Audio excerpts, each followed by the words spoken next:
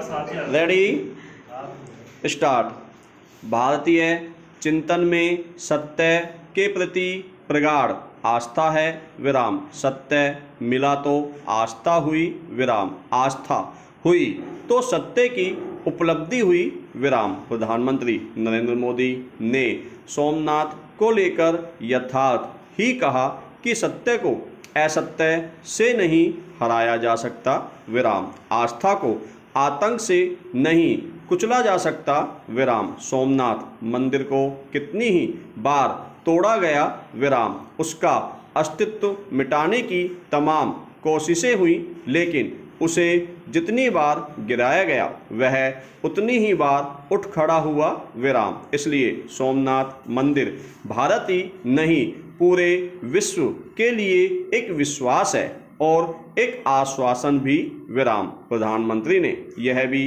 कहा कि तोड़ने वाली शक्तियों की सोच आतंक के बलबूते साम्राज्य खड़ा करने वाली है विराम। वह किसी कालखंड में कुछ समय के लिए भले हावी हो जाए परंतु उसका अस्तित्व स्थायी नहीं रहा विराम। वे ज़्यादा दिनों तक मानवता को दबाकर नहीं रख सकते विराम। यह बात जितनी तब सही थी जब कुछ आतताई सोमनाथ को गिरा रहे थे, उतनी ही आज भी सही है जब विश्व ऐसी विचारधाराओं से आशंकित है विराम। संप्रति आतंकी समूहों के उत्पात से विश्व मानवता पीड़ित है विराम। आतंकी समूह अनेक हैं मगर सबका मकसद एक है विराम। वे हिंसा के बल पर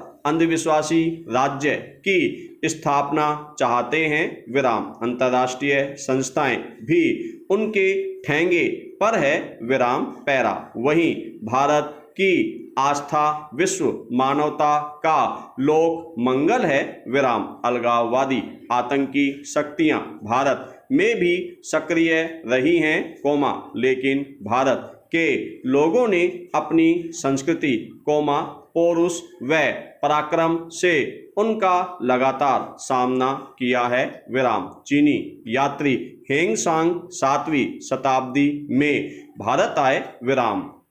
उनके विवरण के अनुसार उत्तरी भारत में पंजाब था कश्मीर था और पूर्वी अफगानिस्तान था विराम। उत्तरी भारत में काबुल और जलालाबाद भी था विराम। डॉक्टर BR अम्बेडकर ने पाकिस्तान और पार्टीशन ऑफ इंडिया में लिखा है, हेंगस्वांग के आने तक पंजाब और अफगानिस्तान के लोग अपनी आस्था के अनुसार वैदिक या बौद्ध धर्मानुयायी थे विराम। इसके बाद भारत में पहला मुस्लिम आक्रमण 711 ईस्वी मोहम्मद बिन कासिम ने किया विराम। फिर गजनी ने लगातार आक्रमण किए विराम। गजनी की मृत्यु 1030 में हुई विराम। 30 साल की अल्पावधि में उसने भारत पर 17 हमले किए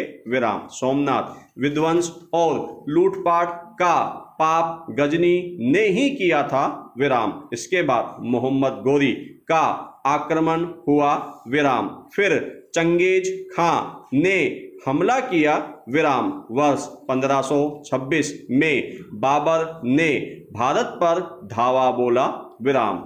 इसके बाद नादिर शाह और अहमद शाह अब्दाली ने आक्रमण किए विराम पैरा। डॉक्टर अंबेडकर ने लिखा है कि इन आक्रांताओं का उद्देश्य लूट करना ही नहीं था विराम। उनके उद्देश्य हिंदुओं को इस्लाम में शामिल करना और हिंदुओं की मूर्ति पूजा और बहुदेववाद का खात्मा था विराम। यह बात मोहम्मद बिन कासिम ने हज्जाज को लिखे पत्र में कही है विराम। गजनी के इतिहासकार उत्बी ने लिखा है, उसने मूर्ति और मंदिर तोड़े मूर्ति पूजकों को मारा विराम, गौरी ने भी यही किया विराम। उसके इतिहासकार हसन निजामी ने लिखा कि गौरी ने बड़े पैमाने पर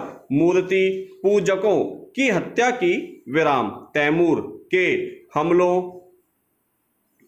का भी यही मकसद था विराम। वहीं मुगल औरंगजेब भारत का शासक होने के बावजूद मूर्ति भंजक था विराम, हिंदू विरोधी और अत्याचारी था विराम। मंदिर उपासना स्थल थे विराम, शिक्षा और शोध के केंद्र थे विराम, आस्था के शिखर थे विराम, जनकल्याण के तमाम प्रकल्प मंदिरों द्वारा संचालित थे विराम। वे प्रीति पूर्ण स्थापत्य की अभिव्यक्ति थे विराम। तालिबान ने वामियान में बुद्ध की भव्य मूर्तियां तोड़ी थी विराम। तब तालिबान मुखिया मुल्ला उमर ने कहा था कि असली इबादत सिर्फ अल्लाह की है विराम, इसलिए गैर इस्लामी इबादत गाहों को तोड़ दिया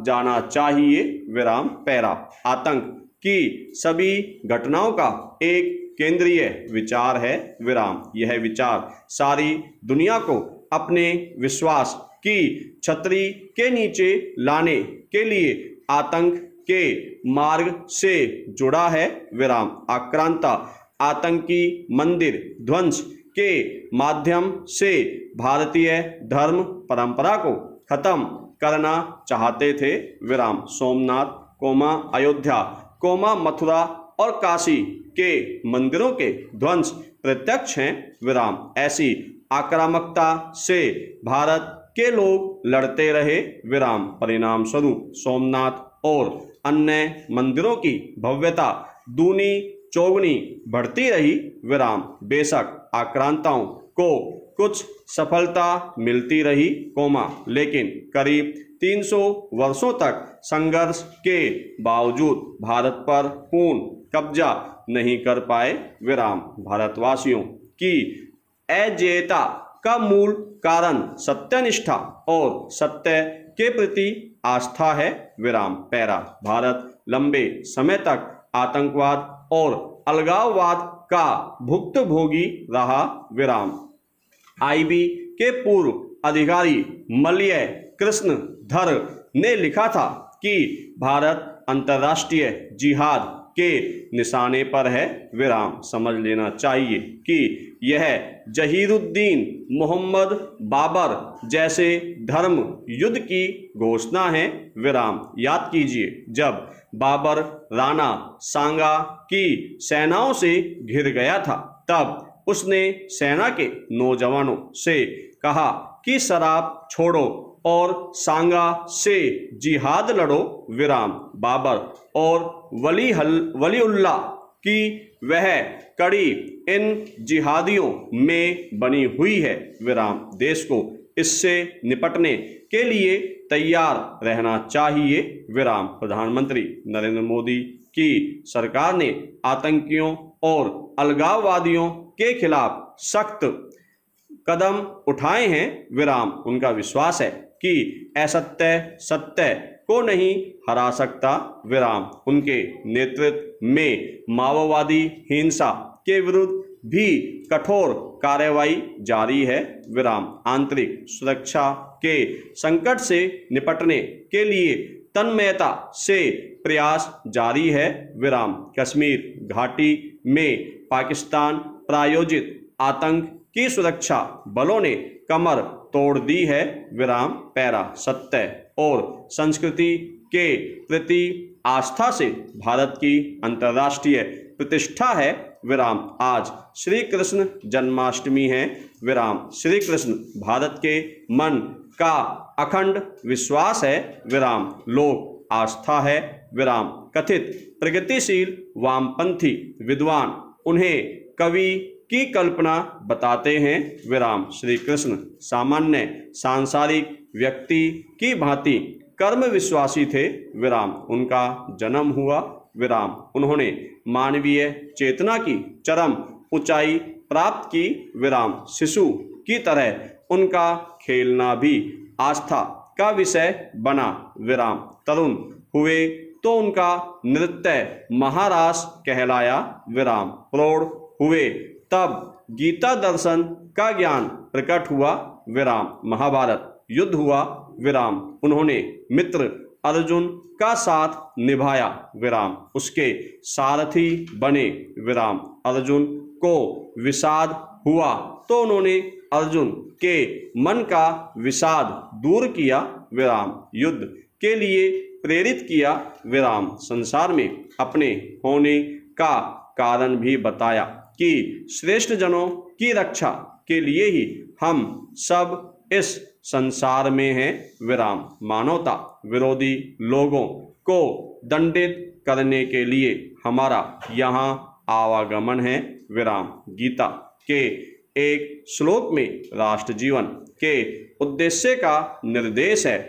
परित्राणाय साधूनाम विनाशाय च दुष्कृताम विराम। स्पष्ट है कि प्रत्येक कालखंड में प्रत्येक व्यक्ति का कर्तव्य अपनी आस्था और सत्यनिष्ठा का पालन करते हुए ही संघर्षरत रहना है विराम।